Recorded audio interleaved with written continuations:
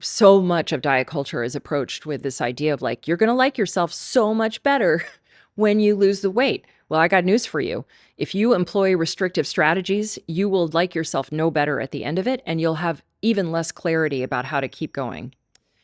So that's my little story. Now I'm 13 years past this initial weight loss. There's been some minor fluctuations over the years because bodies are always in motion. But I have learned how to keep things remarkably stable. And so I'm now in the less than 4% of people who lose weight and keep it off past a decade.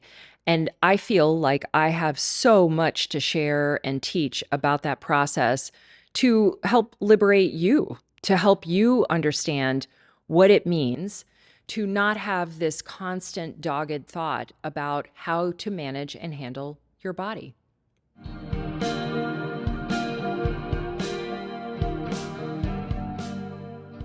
I met a woman and her husband at a party recently, and as it often happens at parties, people ask you what you do, and everyone tells you not to, but it does still seem to be the go-to question of what you do.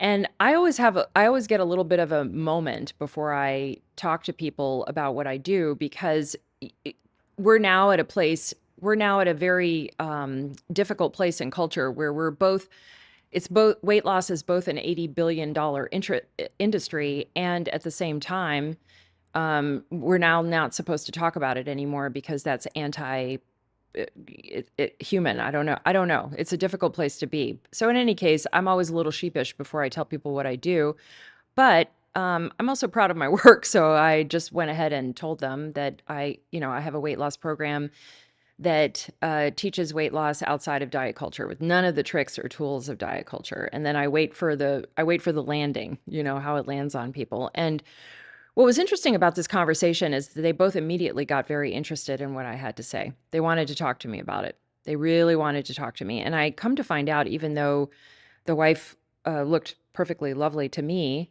I wouldn't have assumed that she had issues with weight. She, in fact, had been struggling with her weight for a number of years.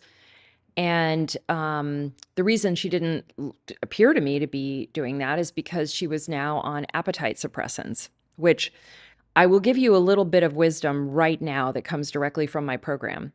And it goes like this: anything, anything you can't do for the rest of your life isn't worth considering.